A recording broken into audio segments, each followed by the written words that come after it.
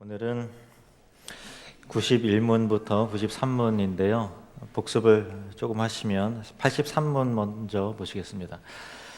그리스도께서 우리에게 구속의 유익들을 주고자 사용하시는 외적인 수단들은 무엇입니까? 같이 읽습니다. 그리스도께서 우리에게 구속의 유익들을 전하시는 외적이며 보편적인 수단들은 그의 규례들, 특히 말씀과 성례와 기도입니다. 이 모든 것들은 구원을 위해 택함 받은 자들에게 효과적으로 역사하게 합니다. 예. 구속의 유익들, 그러니까 이제 구원의 모든 내용들이죠. 구원이라는 것은 예수 믿고 천국 간다, 이게 단편적으로 말할 수 없고요. 지난번에도 말씀드렸다시피 칭의적인 구원, 또 양자됨, 하나님의 자녀가 되고, 또 거룩해져가는 성화, 그리고 구원의 완성인 영화에 이르기까지 그 모든 과정과 내용들을 망라한 모든 복과 구속의 은총들은 우리가 어떻게 그 유익을 얻고 누리느냐라고 할 때 일반적이고 보편적인 방법으로는 따라합시다. 말씀, 성례, 기도, 이렇게 이러한 세 가지의 요소를 통해서 우리에게 구속의 은혜를, 유익들을 누리게 하신다라는 거예요. 그런데 분명한 것은 일반적이고 보편적인 방법이라는 거예요. 그러니까 꼭 하나님께서는 이 세 가지에 꼭 제한되지는 않으세요. 그러니까 보편적이고 일반적으로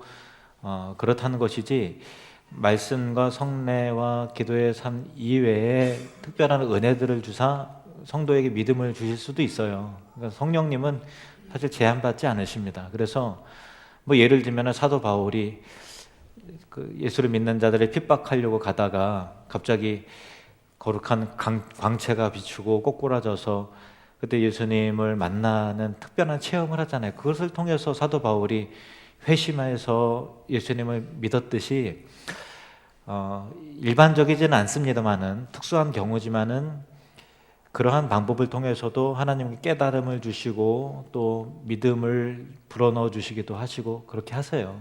그래서 선교 지역에 보면요, 일반적으로는 복음이 증거되고 말씀과 성령과 기도를 통해서 구속의 은혜들을 누리게 하는 그 일반적이고 보편적인 거죠. 그런데 그것 외에 초월적인 일들을 통해서 하나님의 은혜를 경험하기도 하시죠.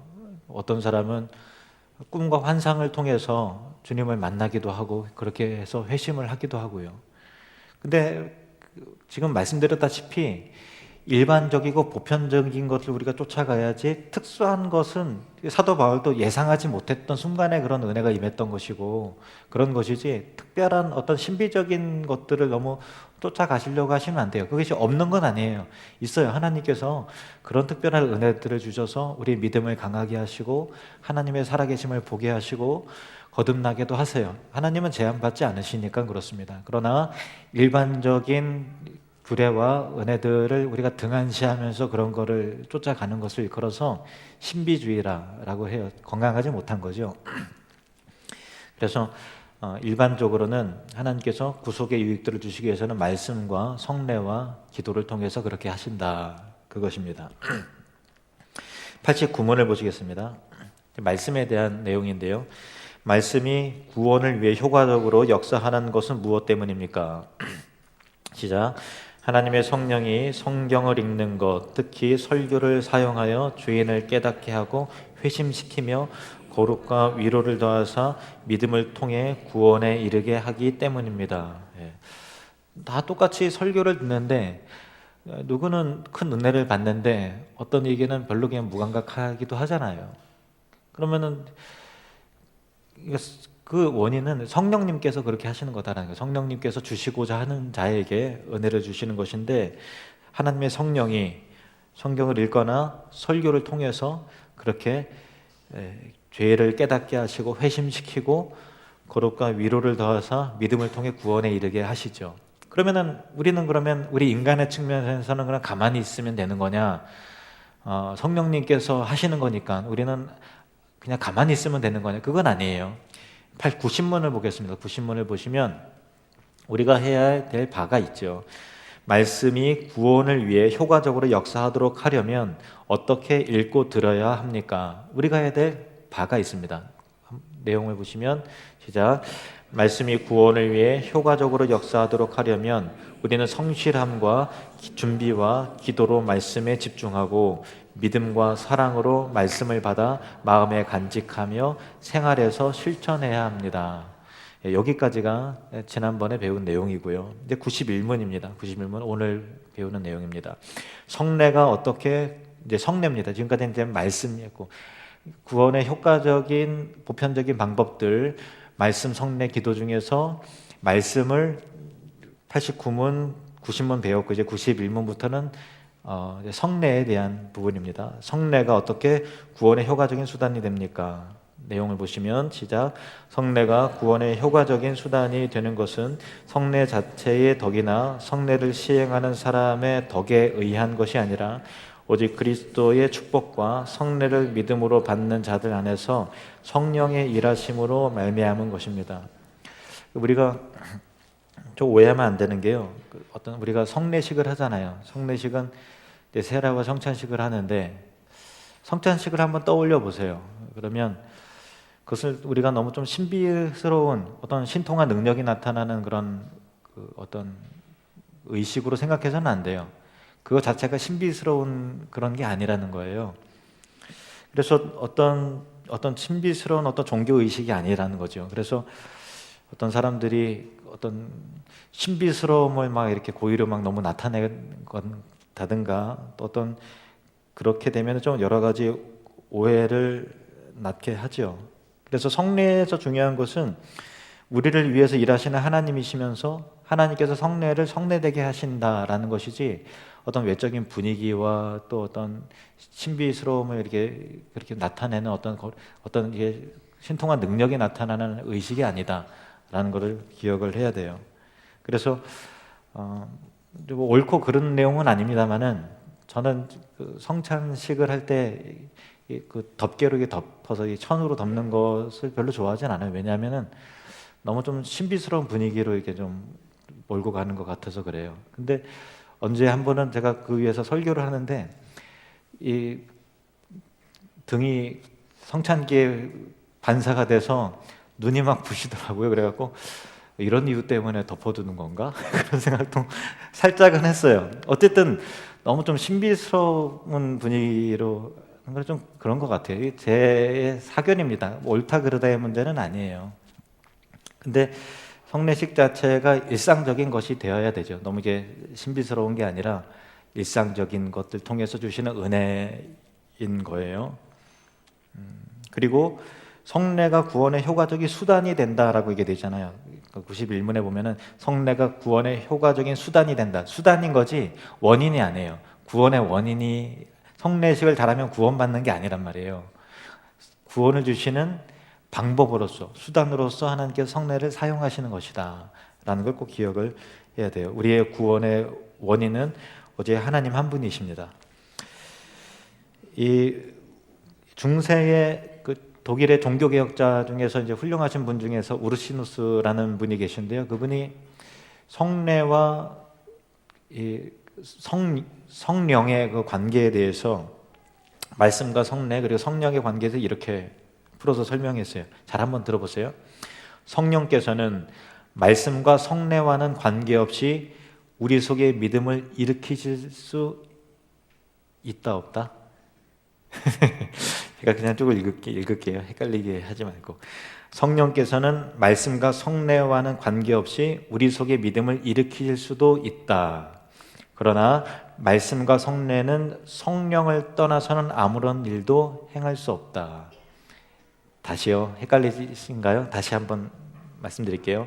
성령께서는 말씀과 성례와는 관계없이 우리 속에 믿음을 일으키실 수도 있다. 그러나 말씀과 성례는 성령을 떠나서는 아무런 일도 행할 수 없다.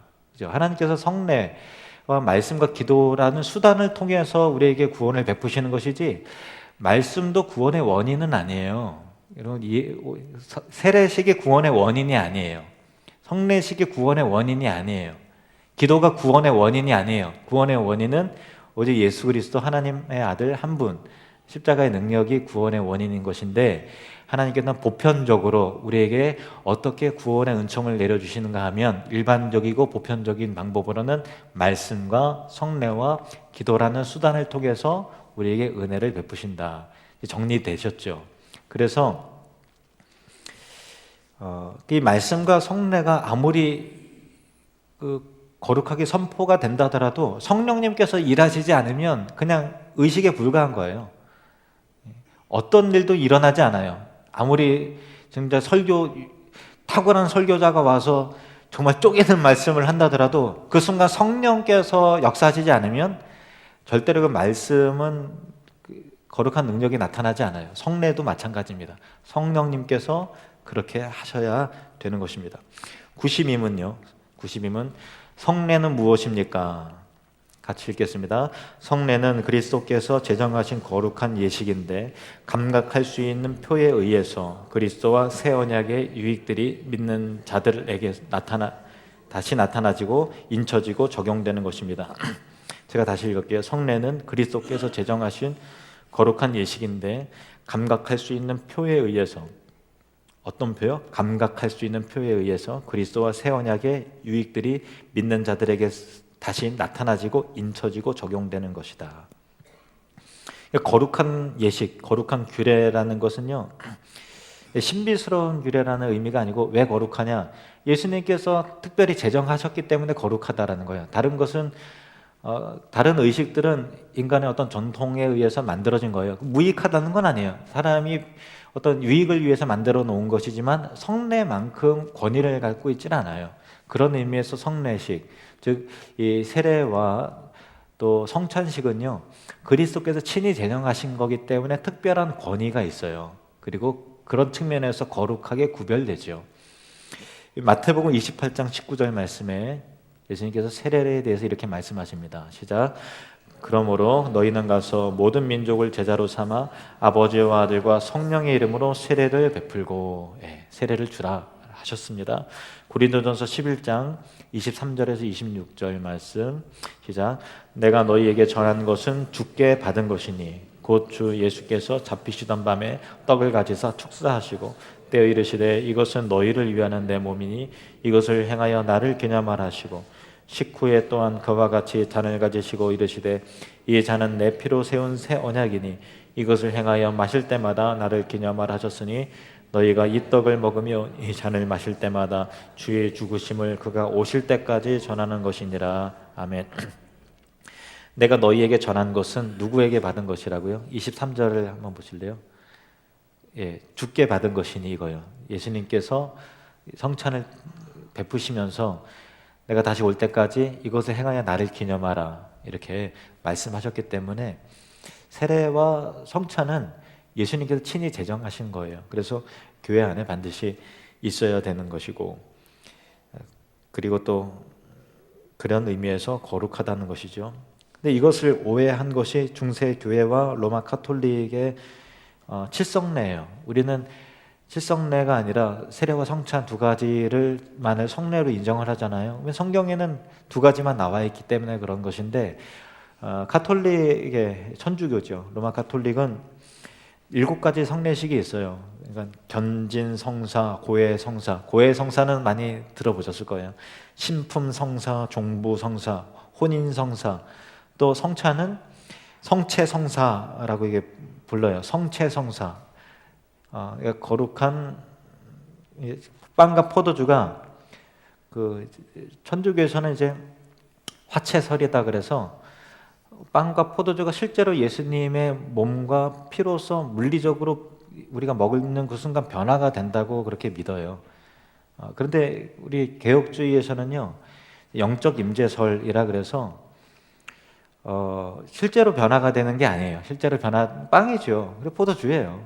그걸 왜 먹은 게 왜 거룩하냐라고 할 때, 우리가 믿음으로 그것을 먹을 때 영적으로 그리스도께서 임재하신다라는 의미를 가지고 있어요. 그래서 종교개혁자 중에서 이제 쯔빙글리 같은 사람은 아니다. 그런 특별한 의미가 아니라 단순한 기념일 뿐이다. 라고 얘기를 했고, 칼빈 같은 경우는 영적으로 그리스도께서 친히 임재하시는 것이다. 믿음으로 성도가 있을 때. 그러니까 그 기념되는 것보다는 좀 더 의미가 좀 강하죠. 그러나 로마 가톨릭처럼 실제로 몸이 되거나 피가 된다라는 의미는 아니에요. 로마 가톨릭은 이제 칠성례라 그래서 이 성례, 성찬식과 세례식 외에 다른 5가지들을 인생에 태어나고 또 결혼하고 죽고 하는 그런 모든 특별한 사건과 일들이 있잖아요. 그런 거를 어떤 성례화 시켰죠.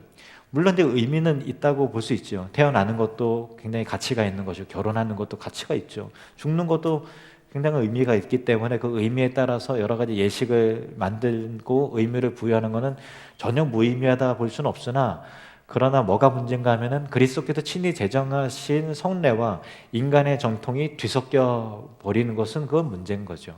성경대로 하나님께서 말씀하신 대로 그리스도께서 우리에게 하라 그러시는 것만큼 그렇게 하면 되는 그런 거죠. 그래서 성례는 2가지뿐입니다. 자, 93문 보십시오. 93문 시작. 신약의 성례들은 어떤 것이 있습니까? 시작. 신약의 성례들은 세례와 성찬입니다. 다시요. 시작. 신약의 성례들은 세례와 성찬입니다. 예. 다시 92문을 볼까요? 다시 92문을 보면은 성례는 무엇입니까? 성례는 그리스도께서 제정하신 거룩하신 예식인데 감각할 수 있는 감각할 수 있는 표에 의해서, 감각할 수 있는 표라는 것은 보고 듣고 먹고 만지고 느끼는 거예요. 같이 따라 볼까요? 보고 듣고 먹고 만지고 느끼고, 그런 감각을 통해서 은혜들을 이제 감각할 수 있게 하셨다라는 거죠. 예를 들면은 제가 이제 반지를 꼈습니다. 무슨 반지인지 아세요? 어떻게 하셨어요? 뻔하잖아요, 그죠? 예, 결혼 반지예요. 그럼 이 반지를 통해서, 반지를 낌을 통해서 나는 임자 있는 몸이다라는 거를 보고 생각하잖아요. 감각을 통해서 결혼 반지를 통해서 순결하게 가정에 충실하고 잘 해야지라고 하는 일종의 언약을 상기시키잖아요, 결혼 반지가.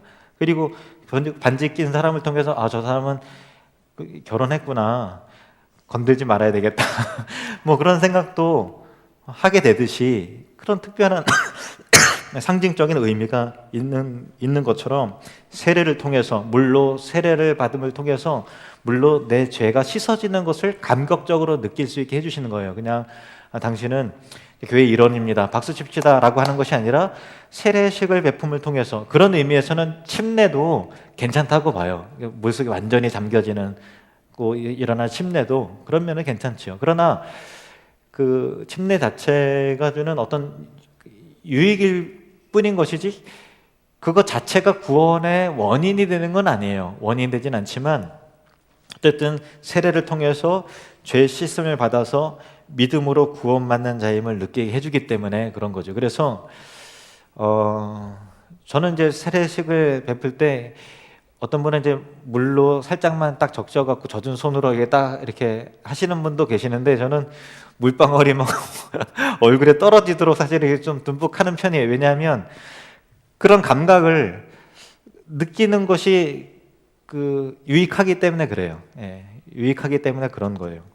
그리고 성찬식을 통해서 이것은 우리를 위하여 너희를 주는 내 몸이다라고 말씀하셔서 우리가 빵을 먹고, 빵은 그때는 이제 무교절이기 때문에 누룩 없는 빵을 먹는 거죠. 그래서 우리가 보통 흔히 카스테라를, 일반 이렇게 이스트를 넣지 않은 카스테라를 한다든가, 그리고 또 떡을 하는 이유는 그 안에 이스트가 없기 때문에, 그런 의미에서 어떤 신학적으로 그 연속성이 있기 때문에 그렇게 하는 거예요. 그 카스테라 같은 경우는 이스트를 안 넣잖아요. 계란으로 이게 거품을 내 갖고 빵을 내는 것이지 누룩을 넣지 않기 때문에, 그런 의미에서 그렇게 카스테라를 하는데, 구약의 시대 때는 하나님께서 만나를 날마다 광야 가운데, 광야의 백성들에게 날마다 만나를 내려주셨잖아요. 하늘로부터 내려오는 만나를 매일마다 거두게 이렇게 하셨어요. 또 안식일 전에는 또 이틀치를 거두게 하셔서 안식일 날 또 일하지 않고서도 또 먹을 수 있도록 허락하셨고요. 그래서 그 만나를 먹음을 통해서 은혜라는 것이, 우리가 의식주 먹고 사는 것이 누구로부터 온다라는 것을 감각적으로 느끼게 하셨습니까? 하늘로부터, 하나님으로부터 우리의 생명은 하나님께 달려 있다는 것을 그들은 날마다 만나를 먹으면서 경험하고 감각할 수 있도록 하나님께서 이 만나를 광야 때 특별히 내려주신 이유가 그런 거죠. 그래서 날마다 걷어들이고 씹어 먹고 소화하도록 하게 하심을 통해서 하나님의 은혜 속에서 살아가는 자다라는 것을 그렇게 날마다 감각할 수 있게 하셨습니다. 초대교회 교부들이라고 하면 문자적으로 보면 교회의 아버지라는 의미인데요. 교회의 초창기 시절 때 교리나 교회를 건강하고 올바르게 세워나간 위대한 신학자들, 목회자들을 일컬어서 교부라고 해요. 초대교회 교부들이 이 성례에 대해서 뭐라고 정의를 했는가 하면은 한번 따라해 볼까요? 눈에 보이지 않는 은혜를 나타내는 눈에 보이는 표, 이것이 성례다. 예, 맨 끝에 따라 할지 말지 망설이셨죠. 예, 눈에 보이지 않는 은혜는 눈에 안 보이잖아요. 그런데 눈에 보이지 않는 은혜를 나타내는 눈에 보이는 표가 뭐라고요? 성례. 성례는 뭐가 있다고요? 세례와 성찬. 제가 아시는 어떤 목사님이 좀 이렇게 늦게 신학을 하시고 또 신학적으로 좀 부족하세요. 그래서 어떻게 하다 보니까 거기에 또 어떤 모임을 하게 됐고 그래서 성찬식에 참여를 하게 됐는데 이제 성도가 별로 없다 보니까 이제 우리는 성례팀이 준비팀이 있어서 포도주를 정성스럽게 이게 포도를 따다가 씻어서 또 이렇게 발효를 시켜서 포도주를 직접 만드시는 걸로 알고 있습니다. 근데 그분은 미처 준비가 되어 있지 않으셔서 어디 주점에서 사오셨나 봐요. 그래서 딱 먹는데 저는 그 포도주가 성찬식의 포도주가 여태까지 그 오리지널 그냥 보통 이렇게 파는 포도주랑 맛이 똑같은 줄 알았어요. 저는 일반 그냥 주점에서 파는 포도주 한 번도 먹어볼 기회가 없어서. 근데 이거 완전히 딱 먹는 순간 그 느낌이 나야 될 정도로의 그 정도로의 알코올이더라고요. 그러니까 순간 다 이게 여러 목사님들의 표정이 그리스도의 피에 집중 감각하면서 피에 집중을 해야 되는데 너무 세다 그런 게 있는 거예요. 그리고 나서 떡이든지 카스테라로 해야 되는데 카스테라였는데 거기에 생크림이 생크림 빵인 거예요. 생크림이 올라가 있는데 그런 거 처음 봤어요. 그래서 이 거룩한 성찬식에 집중을 해야 되는데 딱 넣는데 예수님의 살을 느끼려고 하는데 너무 맛있어서 이게 정신이 집중력이 흐트러지더라고요. 이를테면은 성찬식을 할 때 그리스도의 은혜에 집중될 수 있게 예를 들면 포도주를 담글 때 이 포도주가 그냥 마트에서 파는 그냥 오렌지 주스 있잖아요. 주스도 별로 은혜가 안 돼요. 주스도 옛날에 하는 걸 먹어봤는데 주스도 별로 안 돼요. 그러니까 우리 교회 정도가 참 좋은 것 같아요. 그래서 그리스도의 은혜가 알코올이 있으니까 발효가 됐기 때문에 내 몸을 영혼을 장악해 나가는 그런 느낌이 있는 그런 정도. 딱 그 정도가 그러니까 이 성례식을 준비할 때 우리가 어디에 신경을 써야 되는가 하면은 예수님의 보혈을 잘 감각해낼 수 있도록 하게 하는 그 정도인가라는 거죠. 빵과 떡도 예수님의 그 몸을 느낄 수 있을 그 정도인가라고 해야 돼요. 그러니까 맛도 보니까 딱 적당한 것 같아요.